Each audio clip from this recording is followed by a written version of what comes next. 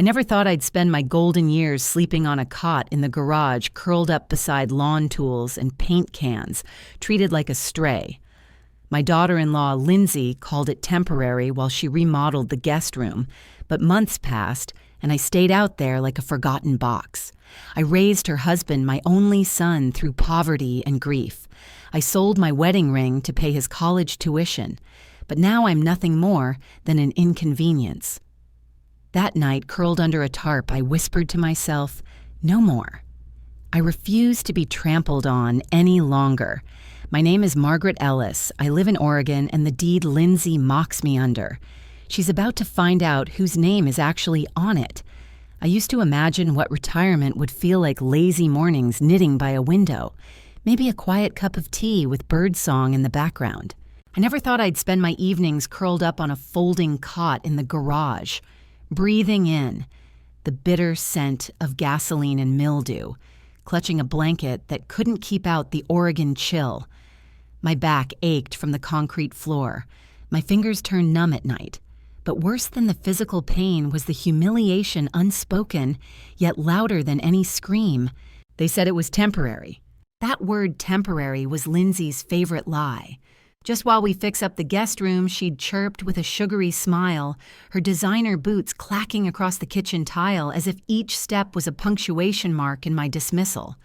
I nodded, too stunned to argue. My son Brian barely looked me in the eye. "It'll only be a few weeks, Mom," he mumbled, kissing his wife on the temple. I saw the truth in that gesture. It wasn't his decision anymore. It hadn't been for years. I moved into the garage that night. No heat, no insulation, no lock on the flimsy side door. They gave me a fraying wool blanket, a stack of old magazines, and a lamp with a flickering bulb. Lindsay even joked that the dog would keep me company out there. The dog didn't. What broke me wasn't the cold. It was the silence.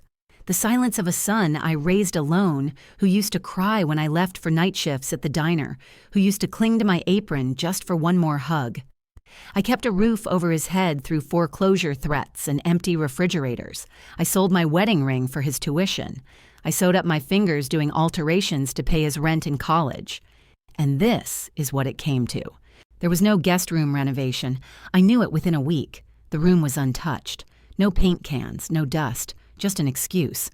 A lie that grew teeth. One morning, I came into the kitchen to grab a cup of coffee. I hadn't asked. I was starving and freezing, and I thought maybe if I walked softly, no one would notice. But Lindsay saw me. She didn't yell. She didn't have to. Just one glance, disgusted, tight-lipped, and sharp. Like I was an insect that had wandered into her pristine home. She whispered something under her breath as she walked by. "She's still here." I didn't say a word. Instead, I took my cup back to the garage, sat beside the lawnmower, and wept into my trembling hands. Not because of the pain in my joints, not even because of the shame, but because I finally realized this wasn't just temporary. This was what they thought I deserved. That night, I couldn't sleep. I stared at the sagging ceiling and replayed every moment I'd made excuses for Brian. How I told friends he was just busy when he missed my birthdays. How I lied to my church group saying I was staying with him because we're so close. I thought that if I gave more, they'd see me. They'd remember. But they didn't. They used me. And then they put me in the garage like a tool they didn't know how to throw away. That was the night something inside me shifted. It was quiet. Not rage, not even sadness, just a quiet, cold clarity, like a pane of ice forming over a frozen lake. I whispered to myself I refused to be trampled on any longer. And as the wind howled against the garage door, I remembered something they had clearly forgotten. I wasn't the guest here. They were. Because this very house, wasn't theirs. The deed was in my name. People see an old woman and assume she's had an easy life, or worse, an irrelevant one. They see my gray hair, my trembling hands, and assume I've never known struggle, never held the weight of a collapsing world on my back. But I have. And I carried that world for Brian. I was 27 when I found myself widowed, pregnant, and 2 months behind on rent. Cancer took my husband fast, too fast. We had dreams, plans a nursery painted soft green. But none of that mattered when the bills came and the landlord knocked on the door. I remember kneeling on the floor of that one-bedroom apartment, sobbing quietly so the neighbors wouldn't hear while I counted loose change just to afford a can of formula. Brian never knew hunger, not really. Not like I did. I made sure of that. I worked 2 jobs waitressing by day, cleaning offices by night. I slept in 5-minute bursts on buses between shifts. I went without new shoes for 7 years, so Brian could go on school trips, wear decent clothes, and sit in a warm classroom with his lunch paid for. He never asked for those things, but I gave them to him anyway, because that's what mothers do. And when he got into college, God, I was so proud. He called me breathless, screaming into the phone that he'd been accepted.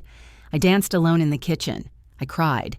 And then I sold the last thing I had left from my husband, his wedding ring. It paid the deposit on Brian's dorm. When tuition bills came, I took out loans in my name. I got arthritis scrubbing floors in rich people's homes just to cover his textbooks. And I never once complained not to him. I told him everything was fine, that I was doing okay, that I loved helping him chase his future, because I believed in him. I believed that if I gave him a better life, he would never become like those cold-hearted people I cleaned for. I believed he'd remember. He'd see me. He'd honor the sacrifice. But sitting in that garage, swaddled in the stale scent of fertilizer and despair, I realized something that stung more than any betrayal ever could. He didn't remember. Or worse, he remembered and just didn't care. It was Lindsay who drove the wedge, yes, but Brian let it happen. Every time she rolled her eyes at me, every time she made some sly comment about boundaries or independence, he stayed quiet. He chose comfort over truth. He chose her. I used to think I was doing something noble by putting him first. Now I see it differently. Maybe I made him believe I'd always be there, that I'd never leave, that no matter how badly he treated me, I'd smile through it like I always had. Maybe that was my mistake. You see, we mothers are taught to give without limits, to love without conditions. But I've learned something in the cold of that garage. Unconditional love does not mean unconditional disrespect.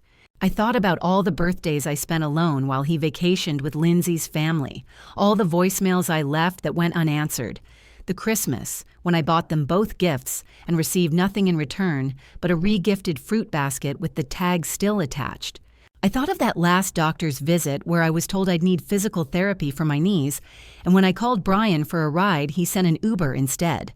Sorry, work's insane, he'd texted. And yet I never told anyone. I smiled. I told the neighbors I was proud. I told my church group I was blessed.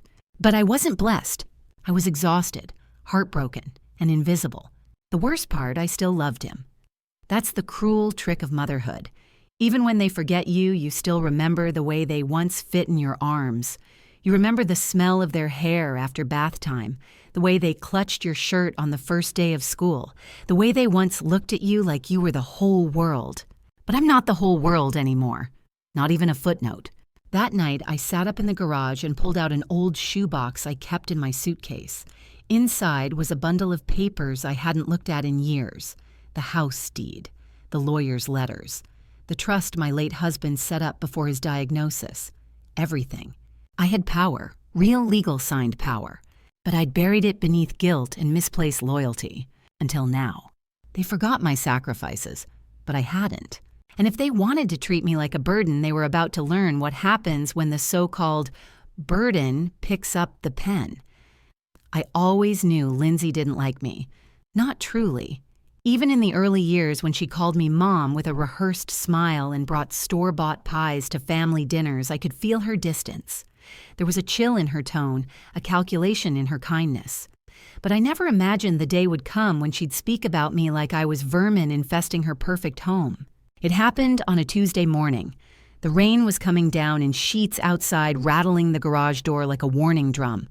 I'd woken up cold and damp again, the tarp over the boxes had torn, and water had pooled beneath my cot. My joints screamed. I wrapped a trash bag around my shoulders like a cape and crept toward the back door of the house, hoping to get a hot cup of tea before anyone noticed. I stopped just short of the kitchen. Their voices, hers sharp and clear, his low and exhausted, carried from the living room. She's still here, Lindsay hissed. Brian, I'm not doing this anymore. I didn't marry you so I could babysit your broke, useless mother. I froze, my breath caught in my throat. Broke, useless. Brian mumbled something. I couldn't make it out. I pressed my palm against the cold wall to keep from collapsing. She's not even paying rent, Lindsay continued. And she's always lurking, always eavesdropping. Honestly, Brian, it's disgusting. I can't even have my friends over without feeling embarrassed. She's your mother, Brian said softly, as if that explained away the cruelty. No, she's your mother. And she's been living in our garage for 3 months like a stray cat. You said it'd be 2 weeks. There it was, the truth raw and blistering. She gave up everything for you, Brian muttered. But even he didn't sound convinced. Oh, please. I'm tired of that story, Lindsay snapped. Everyone sacrifices. That doesn't mean she gets to rot in our backyard forever like some relic from the Depression. The laughter that followed hers alone cut me deeper than any slap. I stood there, soaked and shaking, feeling the truth of it settle into my bones. This woman, this stranger I once called family, had no empathy, no gratitude, no soul. And my son, he wasn't innocent either. He didn't defend me. He didn't shout, didn't demand respect on my behalf. He just let her speak, let her reduce me to a joke, to a burden, to something shameful. I turned slowly and stepped back into the garage before they could see me. I left the door open just a crack so I could hear the rest because I needed to. I needed to know just how deep the rot went. I want her out by next month, Lindsay said firmly. You promised. This is our home. I don't care where she goes, nursing home, apartment, whatever. I'm not playing social worker. And frankly, she smells like mothballs. Brian didn't respond. That silence was worse than the words. I closed the door. Back on the cot, I sat in stillness. Not crying, not fuming, just hollow. Lindsay's words spun in my head like a cruel nursery rhyme broke useless, disgusting relic. For years, I had made excuses. I told myself she was just stressed, that she didn't know any better, that she'd warm up. I believed that if I were kind enough, quiet enough, helpful enough, she'd see my worth. But people like Lindsay don't change when you shrink yourself. They only grow bolder. She saw me as trash, and Brian, he saw me as optional. That night, I didn't sleep. Instead, I lit the small flashlight I kept beside my cot and opened the shoebox again. I reread every page, the deed, the will, the clause stating that I could reclaim the home with 30 days' notice if it ever became unsafe or emotionally hostile. My husband had insisted on that line, God rest his soul. You never know what the future holds, he had said. Just in case, just in case. I thought of all the times I sat quietly at their table, while Lindsay criticized my clothes, my diet, my old stories. I thought of how she had rolled her eyes when I gifted her hand-knit blankets, then laughed behind my back about how cheap they were. I thought of the way she threw out my tea without asking, how she rearranged my belongings like I didn't exist. And now she wanted me gone. But here's the thing. I wasn't the guest. I was the landlord. And the clock on her comfort had just started ticking. I gave birth to Brian after 22 hours of labor with no epidural and no one waiting outside the delivery room. Just me, a worn blanket, and a nurse who told me, "You're stronger than you think." I held him against my chest, still slick with life, and whispered, "You'll never be alone. Not as long as I'm alive." That promise carried me through every hardship, through unpaid bills, through jobs that bent my back and broke my spirit. Through nights, I cried into my pillow so he wouldn't hear me. I told myself that one day he'd understand. One day he'd turn around and say, "Thank you for everything, Mom." But that day never came. The day after I overheard Lindsay calling me a burden, I waited for Brian to knock on the garage door, to bring me tea or warmth or shame on his face. But morning came, and no one knocked. Only the garbage truck passed, and the sound of Lindsay laughing on her phone drifted through the walls. When I finally saw Brian in the kitchen, I stood silently watching him pour his coffee. "Do you have a moment?" I asked, voice careful. He jumped a little guilty, but he recovered quickly, flashing a nervous smile. "Sure, what's up?" I opened my mouth, but my heart betrayed me. There was a time I could say anything to him. Now words clung to the back of my throat like cobwebs. I just wanted to say I began slowly that I heard what Lindsay said yesterday. His jaw tightened. He glanced toward the hallway, then back at me. Mom, she said I smell like mothballs, that I'm disgusting, that I should leave. Brian looked away, rubbing the back of his neck. She didn't mean it like that. She said it, Brian. He was silent. I waited for defense, for apology, for anything. Instead, he sighed. It's been hard for us too, Mom. Lindsay's under a lot of pressure. She didn't grow up like we did. She doesn't really know how to deal with. With me, I asked quietly. He hesitated, with stress. There it was. I was a stressor. Not a mother, not a helper, not a sacrifice. Just a stressor. I raised you, Brian, I said, feeling something tremble in my chest. I gave you everything, everything. And now I sleep in your garage while your wife mocks me in my own house. He frowned. It's not your house. Silence. A beat, then another. I looked at him slowly, evenly. Is that what you think? He didn't answer. Just walked over to the sink and ran his cup under the tap. I watched him. My son. My little boy. The boy who once built me macaroni necklaces and kissed my cheek with jam-stained lips. The boy who used to say, "You're the best mommy in the world." Gone. In his place stood a man who couldn't look me in the eye, who couldn't defend me to his wife, who wouldn't even offer me a chair in the kitchen. I just think he said finally that maybe this situation isn't working anymore. Maybe it's time you thought about other options. Options like what? An assisted living community, he said softly. Somewhere comfortable, independent, but with support. I let the words settle like ash. I almost laughed. Comfortable. Nothing about this conversation was comfortable. Independent, I had been more independent in my worst poverty than Lindsay had been her entire life. Support. What support? You want me gone, I said, not accusing, just stating. He hesitated again. That was all the answer I needed. Lindsay wants her house back, he said. Her peace. I smiled faintly. I see. He tried to soften. I'll help pay for a place, something nice.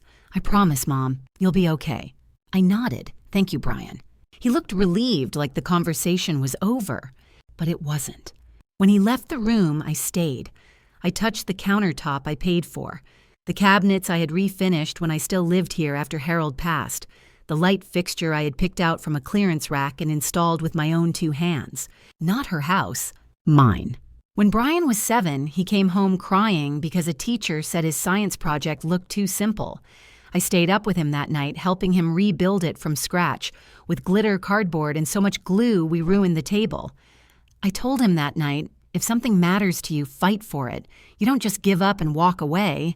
I'd forgotten my own advice, until now. So that night I made a decision. I wasn't going to beg anymore. I wasn't going to plead for crumbs of respect. If Brian wouldn't look back and see what I gave him, then I would stop walking behind him.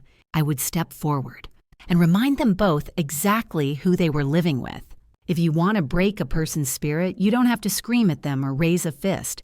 You just chip away at their dignity a little at a time until they stop recognizing themselves. That's what Lindsay did. Not with shouts or slaps, but with small, deliberate cruelties that told me I didn't belong. It started with the groceries.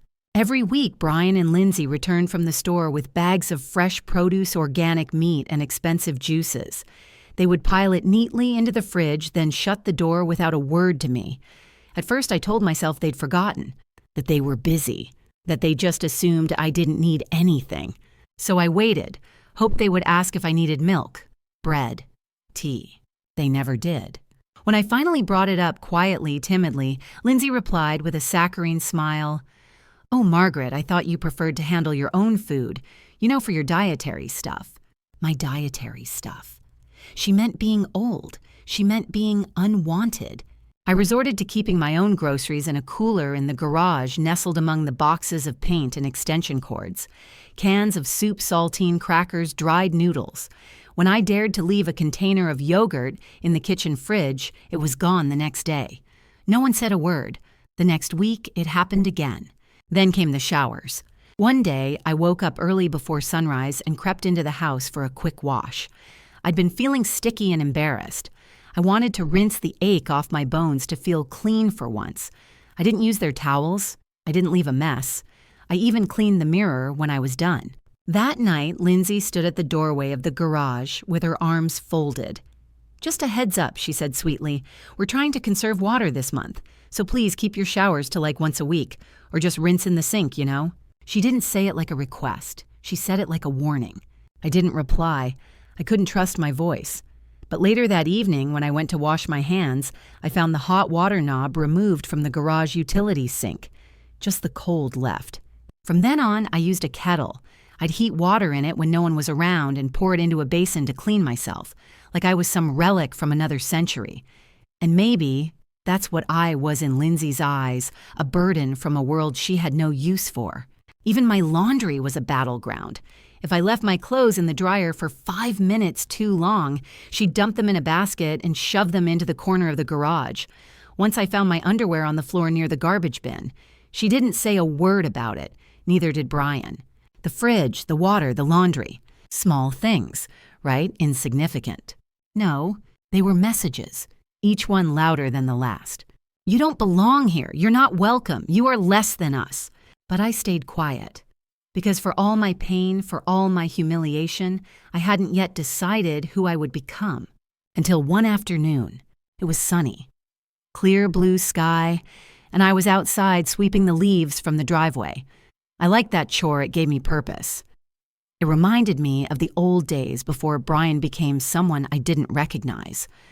I was halfway through when I heard Lindsay through the open window. "She's out there sweeping like it's her job," she said, laughing.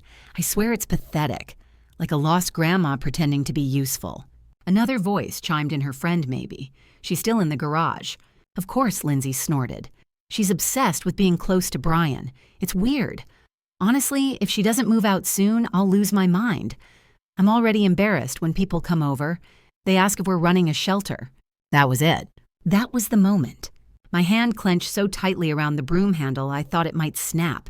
But instead of screaming, instead of running inside, I lowered the broom, walked calmly into the garage, closed the door behind me, and pulled out the deed.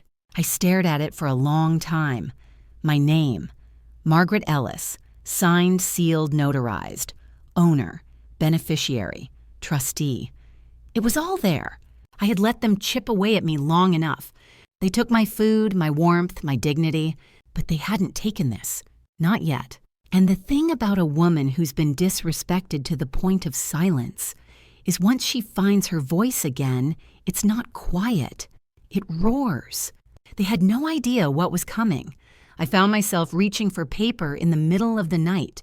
The garage was dark except for the pale beam of my flashlight taped clumsily to a nail above my cot. Outside, the wind howled against the siding, and the house lights had all gone dark. Lindsay and Brian sleeping peacefully while I stared at the cracked ceiling, feeling like a ghost, tucked away in the walls of a home I once filled with life. I couldn't sleep. Not after everything Lindsay had said. Not after the cold dinners, the passive jabs, the piles of folded laundry thrown at my feet like scraps. I'd been trying to hold on to something, some thread of maternal love, some echo of the boy I raised. But I felt nothing now, just this ache, this hollow ache that no blanket could warm. So I reached for an old notebook from my suitcase, the one I used to use to write poems when Brian was little. It smelled like dust and lavender. I hadn't touched it in years, but I opened it now, flipped past scribbled grocery lists and old Bible verses until I found a blank page. Then I picked up my pen, and I began to write to Harold. "Dear Harold, I'm sorry. I know it's been years since I last wrote. I always promised myself I would only write to you when I was strong. But I'm writing now because I feel like I'm disappearing, and I need you to remember me, even if only in spirit. Our son, he's not who I thought he'd be. He let her put me in the garage, Harold. He let her push me out of my own house. Our house. I live beside paint cans and rusty tools now like a forgotten object. And he lets it happen. I've tried so hard to believe in him. I gave him everything. My time, my health, my hope. I thought if I gave enough he'd see me, he'd remember me. But he doesn't. You warned me, didn't you? You said, Margaret, you love too hard. One day someone won't know what to do with it. I didn't believe you. I thought love would be enough, but it wasn't. And now I'm sitting here in the cold, my back aching from this cot, wondering when I stopped mattering. I paused, my eyes blurred with tears, not from sadness, but from the sharp sting of realization. I hadn't just been mourning Brian's neglect. I'd been mourning the woman I used to be, the proud, capable woman who used to run a household on pennies and still made it feel like a home. The woman who stood tall in thrift store dresses and never let anyone see her fall apart. Somewhere along the way, I had stopped writing to myself. I had stopped fighting for her. I looked down at the letter again. I still have the deed, Harold. You were smart to put it in my name. You said, if things ever go south, I want you to have protection, and you gave it to me. I've been sitting on that power for months, quiet, hoping Brian would come to his senses, hoping he'd see how far I've fallen. But now I see that waiting is just another form of surrender. I don't want to surrender anymore. My hand trembled. I wiped my eyes with the sleeve of my sweater and closed the notebook gently. I didn't tear out the letter. I didn't fold it up. I left it exactly where it was, because I didn't need to send it. I didn't need Harold's answer. I already had the answer inside me. Writing it was enough. Writing it was the first act of defiance, the first sign that I was waking up. No more begging, no more silence. The woman they pushed into the garage, she was gone. In her place was someone they hadn't met yet, and she was getting ready to knock on their door. Sometimes mercy arrives quietly, like sunlight breaking through a cloud just long enough to warm your face. That's how it felt the morning I saw Mrs. Halpern again. I hadn't spoken to her in months. She lived 2 houses down in the blue cottage with the bird feeders and wild rose bushes. We used to chat often over the fence on her porch swing, or when I brought her extra muffins from my Sunday batches. But ever since I moved into the garage, I'd kept my head down. I didn't want anyone to see me like this, not humiliated, not broken. But that day I was too tired to pretend. I was dragging a box of old curtains out of the garage for Goodwill. It wasn't heavy, but my knees screamed and I paused halfway down the driveway to catch my breath. That's when I heard her voice. Margaret. I turned. There she stood, sun hat tilted, gardening gloves on, and a basket full of weeds in her hand. Her brow furrowed when she saw the box in mine. Are you all right? I opened my mouth to lie. I almost said, oh yes, just doing a bit of organizing. But something stopped me. Maybe it was the way she looked at me, not with pity, but with concern. So pure it cracked my defenses. I shook my head instead. She walked over slowly but firmly, setting her basket down beside the curb. Come sit, she said, motioning to the stone bench under her maple tree. Just for a minute. I hesitated. Then I followed. We sat there in silence for a while, the breeze rustling the leaves above us, the scent of honeysuckle sweet in the air. She didn't push. She didn't pry. Just waited. And then softly she asked, You're staying in the garage, aren't you? I swallowed hard. Yes. Why? It was the simplest question, but I couldn't answer it, not in one sentence, not without unraveling. So I looked away. She didn't speak again, but she reached into her pocket and pulled out a tissue. I didn't know I'd been crying until I took it. I've seen the way Lindsay looks at you, she finally said, and the way Brian doesn't. That broke something in me, because it meant I wasn't crazy, I wasn't invisible. Someone else saw it too. I thought if I stayed quiet, they'd come around, I whispered. I thought love would be enough. Mrs. Halpern shook her head gently. Love isn't meant to be currency, dear. You don't owe them pain in exchange for peace. I didn't say anything, but her words rang in my ears long after I left her porch. She didn't offer me money. She didn't offer me a place to stay. She gave me something more valuable. Witness. Someone saw me. And not just as an old woman hauling boxes, not just as someone past her prime, as a person. And that's when it hit me. Lindsay's greatest weapon had been isolation. She didn't have to hit me or scream at me, she just had to make me feel like no one else would care. But now I knew that wasn't true. I had a name, I had a voice, and I had a neighbor watching. That changed everything. Because once you know someone's watching, you start standing taller. That afternoon, I didn't go back into the garage right away. I took a slow walk around the garden I once tended. My knees ached, but I trimmed a dying rose bush. I shook out the patio cushions. I swept the porch. Not for them, for me. And when Lindsay came home and saw me sitting on her front steps, wiping my hands on a towel like I owned the place, she didn't say a word. Just narrowed her eyes, turned her key with too much force, and slammed the door behind her. She saw something new that day. She saw a spark she thought she'd extinguished. She saw the woman who once built this home, with her bare hands still alive, still capable, still dangerous. And that night, as I tucked myself into my cot, I didn't cry. I smiled, because the game had changed. And I wasn't playing to survive anymore. I was playing to win. The day we signed the deed to the house, Harold held my hand so tightly, I thought he was trying to memorize the feel of it. "This house will always be yours," he said, scribbling his name beside mine in neat, slanted cursive. "If something ever happens to me, I want you protected." I was 34. Brian was just 8. We had barely scraped together enough for the down payment, and our credit was shaky at best. But Harold had managed a miracle through an old friend, and when the papers were signed, we went out for ice cream. It was the first time in months we'd done something for no reason but joy. Harold passed 7 years later. The cancer was merciless, ripped through his body like fire. In the weeks before he died, he called our lawyer to revise the deed.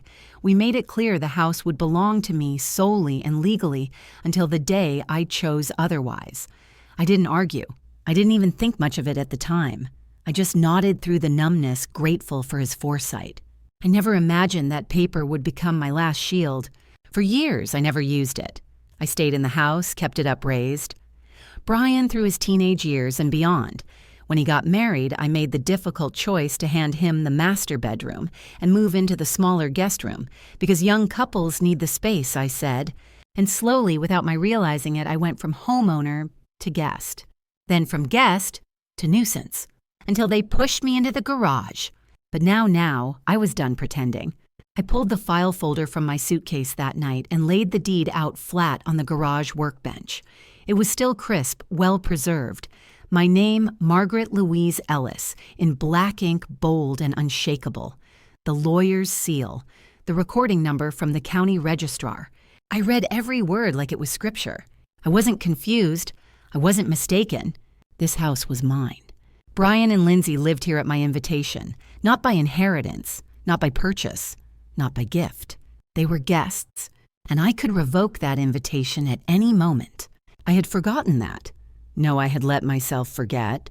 I'd been so afraid of confrontation, of hurting Brian, of being alone, that I let them whittle down my identity one cruel comment at a time. I had let their comfort outweigh my dignity. Not anymore.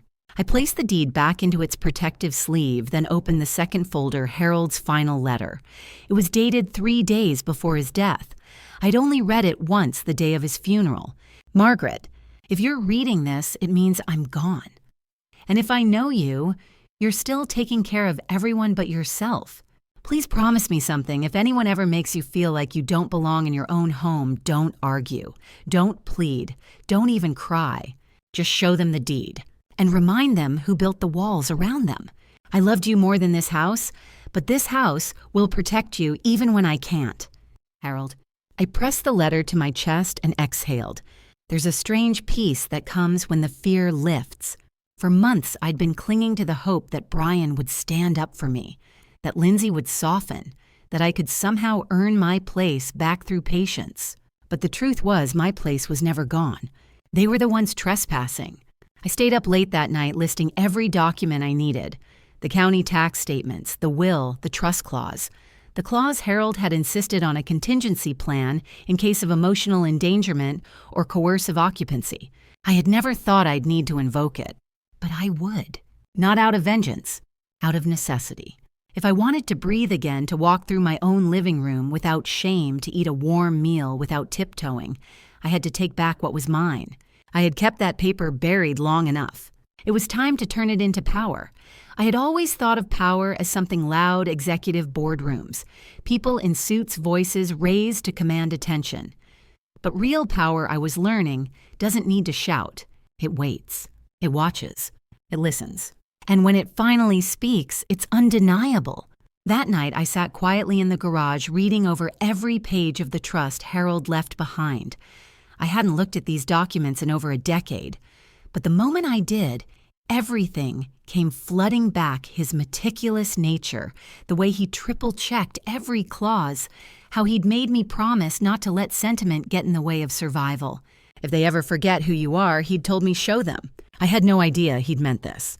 The trust didn't just name me sole owner of the house, it outlined conditions that protected my rights in very specific situations: emotional neglect, coercion, financial exclusion. All of it was right there. Harold had seen the world clearly even when I couldn't. He knew people change when money is involved. He knew that even blood can turn cold when it's convenient. The clause that stunned me most: Section 4B, Temporary Occupancy Restrictions. In the event that Margaret L. Ellis is made to feel unwelcome or is deprived of safe, sanitary living conditions by any occupant, she reserves full legal authority to reclaim and redistribute ownership rights without prior notice. I reread it 3 times. All this time, I had been living like a squatter in a garage, thinking I had no voice. But I had every right. I had more than that, I had leverage. Lindsay had no idea this clause existed. Brian perhaps had forgotten, assuming I'd never challenge him, never lift my head to fight. They thought I was weak because I didn't shout, because I cooked for them, because I swallowed my hurt. But there's a quiet kind of power in restraint, in waiting for just the right moment. That moment was coming. The next morning, I made a list. Call Mr. Jennings, the estate attorney who handled Harold's will. Request updated copies of the trust and deed from county records. File notice of intended legal enforcement under Section 4B. Contact a process server. Pack up the garage, not because I was leaving, but because they were. And for the first time in months, I felt alive. When I walked past Lindsay in the kitchen that morning, she glanced up from her phone with her usual smirk. "You know," she said, "flipping her hair, you left a mess by the front steps. Maybe clean that up before guests arrive." I looked at her, truly looked at her, and I didn't flinch. "Don't worry," I said. "Everything will be in order very soon." She blinked, tilted her head slightly, thrown off by my tone. I walked to the sink, poured myself a glass of water from their filtered dispenser, took my time, took up space. When I left the room, I didn't just walk, I carried myself like the homeowner I truly was. Because I was. That day I went to the library and used one of the public computers to send emails. I called Mr. Jennings from a quiet study room, and when he heard my name, he chuckled. "I wondered when I'd hear from you again, Margaret." He hadn't forgotten. He remembered Harold's trust, remembered the clause. He even had a copy of it in his archives. "Are you ready to enforce it?" he asked gently. I closed my eyes and exhaled. "Yes," I said, "it's time." By sunset, the wheels were already turning. I returned home to find Lindsay complaining on the phone again, this time about how the old lady clogged the dryer filter with lint. I didn't even pause. I walked right past her up the stairs into the room that used to be mine. It still was. I stood there in the doorway for a full minute, letting the familiarity of the walls, the curtains, the wooden chest at the end of the bed seep back into my bones. This was my home, my history, and soon my space again. The next morning, I placed a neatly folded letter on the kitchen counter. Notice of intent to reclaim, full possession. Filed and notarized, stamped with Jennings and Associates at the top. It wasn't loud. It didn't scream. But when Lindsay read it, she screamed enough for the both of us. They say there's nothing heavier than resentment, but I'd argue that guilt runs a close second. And when I placed that notice on the kitchen counter, I didn't feel like a hero. I didn't feel triumphant. I felt ready to stop bleeding for a family that watched me hurt and did nothing. That morning, the house was unusually quiet. I could feel the tension humming through the walls like the moments before a thunderstorm. I heard Brian's voice reading the letter aloud, slow, stunned, as if the words were in a language he barely remembered. Per Section 4B of the Ellis Living Trust, due to documented emotional neglect and lack of sanitary living conditions, full possession may be legally reclaimed at the discretion of the owner. He trailed off. Then silence. Then what the hell is this? Lindsay's shriek followed. Is this a joke? She can't do this. Can she? I was already outside, sitting calmly in a lawn chair I hadn't used in months, sipping coffee from my chipped blue mug like I was on a porch swing in a simpler life. My hands didn't shake. My breath was steady, because I knew something they didn't. It was already done. Mr. Jennings had filed the paperwork. The legal notice had been processed. The clock had started ticking. 30 days. That's what they had. 30 days to vacate the premises or contest it in court and lose even faster. They burst through the back door like twin hurricanes, disbelief painted across their faces. "You can't be serious," Lindsay snapped. "You're evicting us, your own family." I didn't flinch. "I'm reclaiming my home," I said softly. "The home you forced me to sleep outside of. The home you turned into a prison." Brian looked stunned. "Mom, come on, we didn't mean for it to get like this." "You didn't mean for me to sleep on a cot in a damp garage," I asked. "You didn't mean to ignore me while your wife mocked me to her friends." His mouth opened, then closed. Lindsay stepped forward. "You think you're the victim here. You're just bitter and old and jealous because we're younger and happy." I stood, and when I spoke, my voice didn't tremble. "I'm not jealous, Lindsay. I'm disappointed. I gave you my kindness. I gave you my silence. You mistook that for weakness. That was your mistake. You can't just take the house back," she spat. "I'm not taking anything back," I said. "It was never yours to begin with." Brian looked like a child again, wide-eyed, overwhelmed, too afraid to speak. But it was too late. I had been patient long enough. My mercy had an expiration date. That afternoon, I walked up the staircase for the first time in months. Every step felt like reclaiming a piece of myself. I passed the framed photos on the wall, Brian's graduation, our old family Christmases, even one of Lindsay and me before the wedding, smiling back when I believed in the idea of chosen family. I stopped at the door to my old room. The knob was cold in my hand, but I turned it. Inside, it was as I remembered, though emptier. They hadn't used it for anything, just let it collect dust like a forgotten closet. I opened the window, let the air in. Then I did something symbolic. I reached into my coat pocket, pulled out the brass skeleton key Harold had always used, and slid it into the drawer of my nightstand. It fit. It still worked. That key had been with me for 30 years. I'd forgotten it was even there. But that was the moment I truly knew I was no longer waiting for anyone to save me. I had saved myself. I spent the rest of the day cleaning the room, not because it was dirty, but because it was mine again. I dusted every shelf, polished the old cedar chest, and finally laid fresh sheets on the bed I hadn't touched since Lindsay claimed the master for her Pilates mat. That night, I didn't sleep in the garage. I slept in my room, with the window open, the scent of lavender drifting in, the soft ticking of the clock I'd wound with my own hands. No interruptions, no shame, just peace. And as I drifted off, I remembered something Harold had once whispered while he held my hand. One day they'll understand what they lost. Maybe they would, or maybe they wouldn't. But now it didn't matter, because I was no longer locked out. I held the key. I wish I could say that once I reclaimed my room, the air cleared and peace returned. But people like Lindsay don't go quietly. When entitled hearts are confronted with consequence, they lash out one last desperate strike like a cornered animal. And Lindsay had claws. For the next 2 weeks, the house transformed into a battlefield made of silent sarcasm and slammed doors. Meals were no longer shared greetings, became scowls, and passive aggression dripped from every word Lindsay spat. She turned the thermostat down to 62 and claimed it was a new energy-saving routine. She parked her SUV across the driveway so I couldn't get out for groceries. Once she even accidentally spilled her protein shake on my folded laundry in the living room.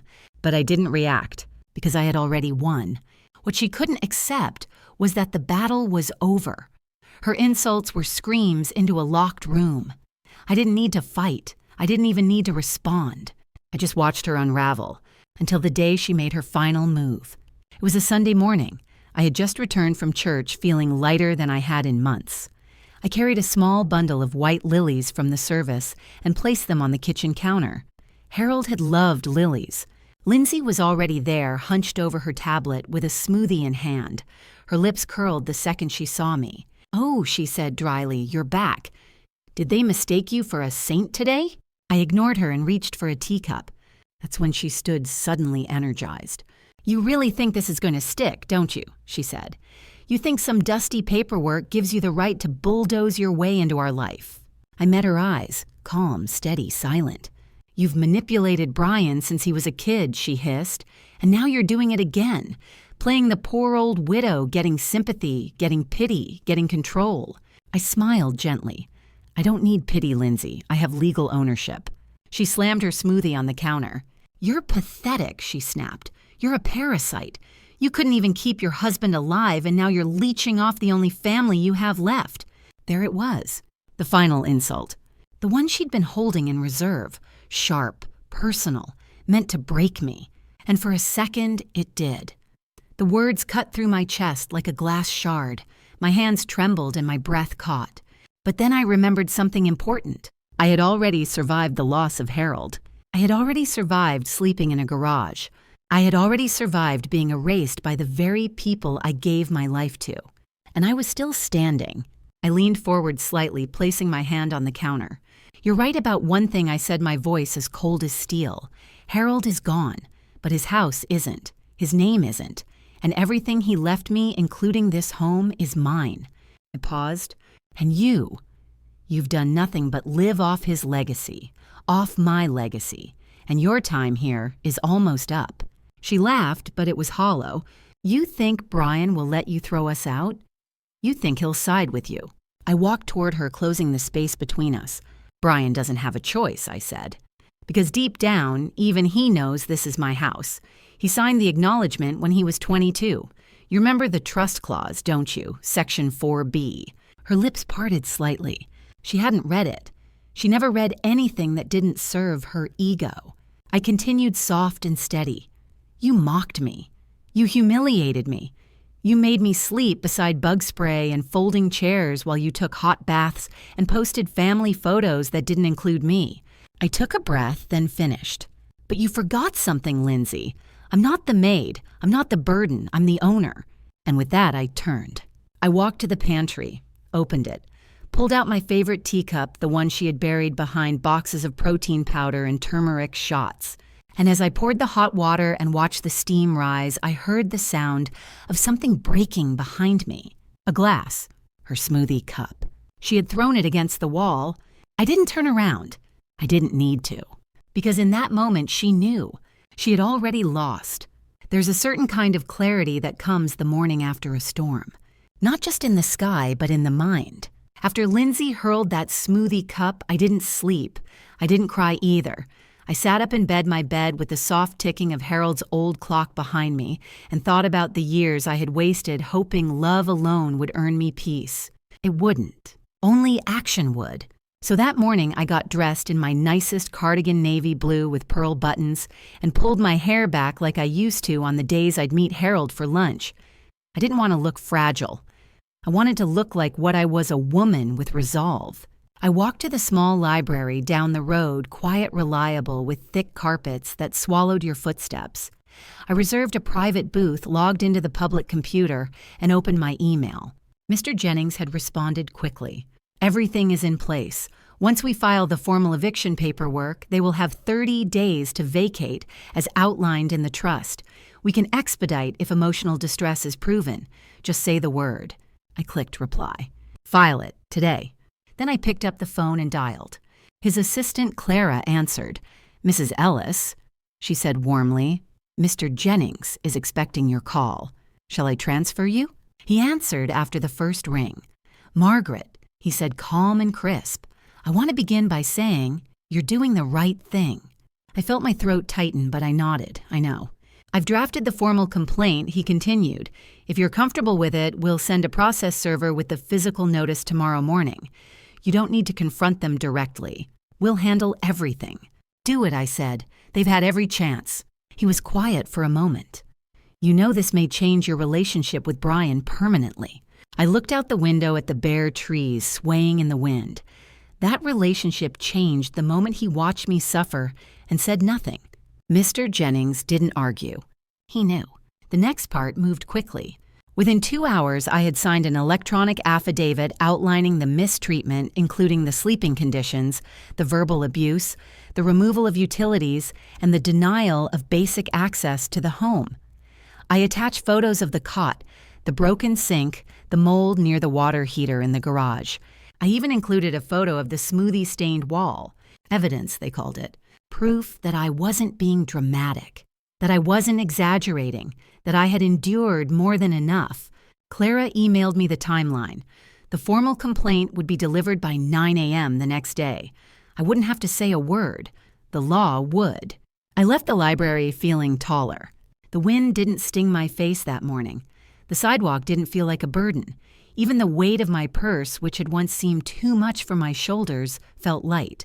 I was finally reclaiming what was mine, not just the house, but myself. That afternoon, I baked cornbread. I hadn't baked in months. The smell filled the house, warm, familiar, comforting. Lindsay avoided the kitchen completely. Brian lingered in the doorway watching me. I could feel his eyes on me, but he didn't say anything. I didn't either, because tomorrow everything would change. They thought they were immune, that because I had stayed silent, I would always stay silent. But silence isn't weakness. Silence is waiting. And I had waited long enough. The knock came at exactly 8:57 a.m. I was already up standing at the window with my teacup dressed and ready as if I'd known. And in a way, I had.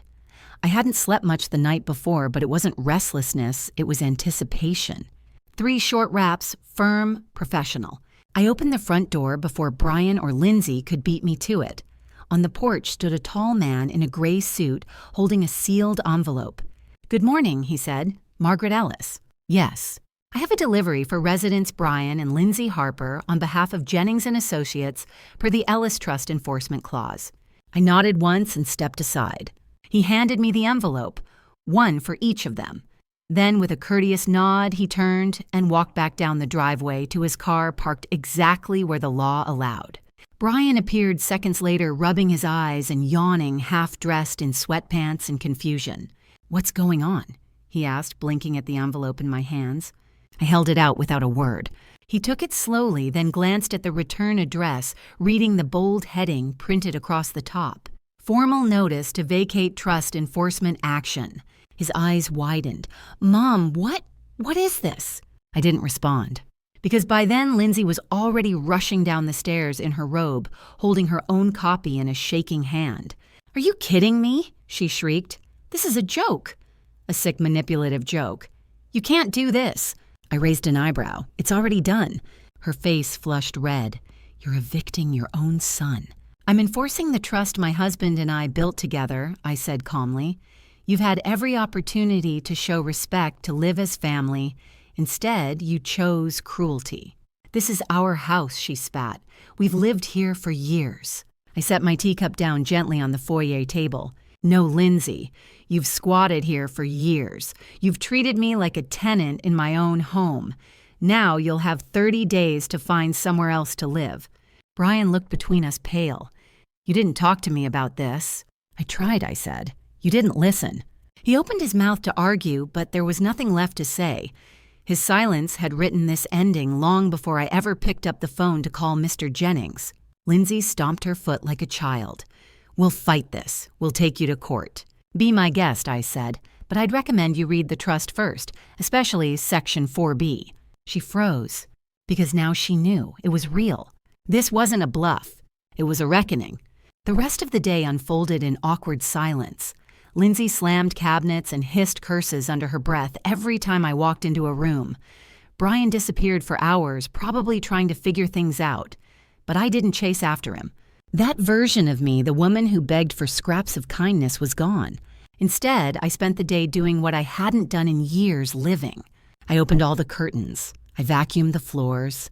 I rearranged the photos on the mantel, removing the ones that made me feel like a stranger in my own life. I even put on music, soft classical violin, the kind Harold loved. And for the first time in months, I danced, alone in the kitchen, barefoot on the tile. Not with joy exactly, but with power. Because the house no longer belonged to my pain. It belonged to me again. That evening, Brian knocked on my door for the first time since I moved back into the upstairs bedroom. He stood there awkwardly, eyes downcast. Can we talk?" I said nothing but stepped aside. He sat on the edge of my bed like he used to when he was a teenager, scared to ask for gas money. I didn't think it would come to this," he said. "I know. I didn't know how to stop it." "You could have started by saying something," I replied, "by seeing me." He was quiet. "You let her speak to me like I was a stranger," I said softly. "You let her put me in the garage, Brian. You didn't lift a finger." I didn't know what to do. Sometimes I said doing the right thing isn't about knowing, it's about choosing, and you chose silence. He wiped his hands on his jeans. "What happens now?" "You have 29 days. He looked up. "You're really going through with this." "Yes," I said, "and I hope someday you understand why." I stood. He did too, and then for the first time in a long time, he looked at me. Not like his mother, not like a burden, but like a woman he had failed. "I'm sorry," he said, and this time it was real. I nodded. "I know. But sorry wasn't enough anymore. Respect was overdue. And I was done waiting for it." Word spreads quickly in neighborhoods like ours. By the end of the week, whispers circled like birds over a field. Margaret Ellis, that sweet old woman with the cardigan and quiet smile, had evicted her own son and his wife. Some called it shocking. Others, those who had watched me from their porches, who had seen me tending the garden alone, sleeping in the garage, shrinking from view, called it justice. But no one expected what came next. I hosted a dinner. Not for Brian or Lindsay, not for forgiveness, but for closure. I set the table with my mother's ivory china, the kind I'd hidden in a box beneath the garage, for fear Lindsay would call it clutter. I placed a vase of lilies in the center and folded linen napkins with trembling hands, not from nerves, but from emotion. The kind of emotion that comes when you finally reclaim something stolen.